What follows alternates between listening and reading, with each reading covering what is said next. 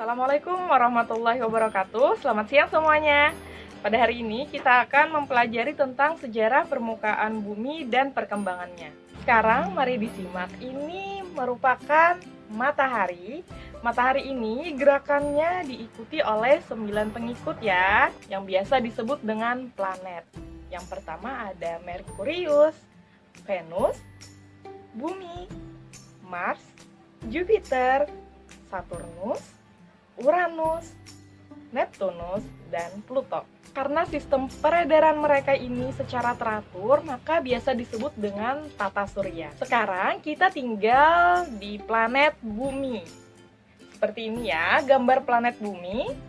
Jadi pertanyaannya, bagaimana sih proses terjadinya Bumi? Nah, para ahli percaya bahwa Bumi ini mulai ada sekitar 4,6 miliar tahun yang lalu. Terbentuk dari debu kosmik. Adapun atmosfer Bumi terdiri yang pertama yakni ada karbon dioksida, yang kedua yakni ada nitrogen, dan yang ketiga yakni ada uap air. Nah, berikut ini merupakan tabel perkembangan atmosfer Bumi di awal pembentukan Bumi. Nah, sekarang mari disimak ya. Adapun kehidupan tumbuhan dan hewan dimulai sejak 570 juta tahun yang lalu dengan jenis hewan yakni invertebrata di lautan. Nah, berikut merupakan tabel kemunculannya tumbuhan-tumbuhan dan hewan di permukaan bumi ya. Yang pertama yakni bisa dilihat ini ada invertebrata laut dengan kemunculannya yakni sekitar 570 miliar tahun yang lalu. Ya, yang kedua yakni ada ikan. Ikan ini dari 505 miliar tahun yang lalu sudah ada ya di permukaan bumi. Selanjutnya yakni ada tumbuhan-tumbuhan darat. Tumbuhan darat ini ada sekitar 438 miliar tahun yang lalu di permukaan bumi. Nah, selanjutnya yakni yang keempat ada amfibi. Contoh amfibi ini merupakan seperti katak. Nah, ini sudah ada sekitar 408 miliar tahun yang lalu. Dan yang kelima yakni ada jenis reptil. Reptil ini seperti ular ya. Itu sudah ada sekitar 320 miliar tahun yang lalu. Dan selanjutnya yakni ada mamalia. Nah, mamalia ini merupakan hewan yang menyusui ya, yakni hewan yang beranak. Jadi ini sudah ada sekitar 208 miliar tahun yang lalu di permukaan bumi ini. Dan selanjutnya yakni ada tumbuhan-tumbuhan berbunga atau angiospermae.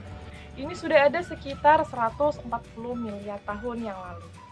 Selanjutnya yakni karakteristik lapisan bumi. Nah, di dalam karakteristik lapisan bumi ini terdapat zonifikasi lapisan bumi yang akhirnya membentuk lapisan-lapisan bumi sebagai berikut. Yang pertama ada lapisan inti besi yang padat, itu dengan kedalamannya antara 4.980 sampai dengan 6.370 km. Dan yang selanjutnya yakni ada lapisan inti besi, ini yang berupa cairnya, dengan kedalaman yakni sekitar 2.900 sampai dengan 4.880 km. Yang ketiga yakni ada lapisan selimut bawah dengan kedalaman sekitar 700 sampai 2.900 km. Yang keempat yakni ada lapisan peralihan dengan kedalamannya yakni 250 sampai dengan 700 km. Selanjutnya juga ada lapisan atmosfer yang lunak dan dapat cair. Nah, seperti ini ya gambarnya. Nah, kedalamannya yakni sekitar 70 sampai dengan 250 km. Dan yang terakhir yakni ada lapisan litosfer. Lapisan litosfer ini keras dan kaku dengan kedalaman sekitar 0 sampai 70 km. Pada periode zonifikasi ini merupakan tahap di mana bumi memiliki perlapisan seperti sekarang, yang sebelumnya itu tidak ada lapisan sama sekali ya. Nah, bisa kalian lihat di sini merupakan gambar lapisan-lapisan bumi. Nah, khususnya seperti pada lapisan astenosfer. Nah, astenosfer ini kan berada di tengah-tengah. Jadi, lapisan keras yang berada di bagian bawahnya astenosfer ini itu merupakan transisi. Sedangkan yang berada di bagian atas astenosfer ini itu yang biasa disebut dengan litosfer. Nah, lapisan litosfer ini membentuknya seperti mengapung ya. Jadi, ini biasa disebut dengan lempeng tektonik. Jadi, jumlah lempeng tektonik ini yang ada di permukaan bumi yakni lebih dari 12 buah. Nah, teori lempeng tektonik ini pertama kali dikemukakan oleh Alfred Wegener.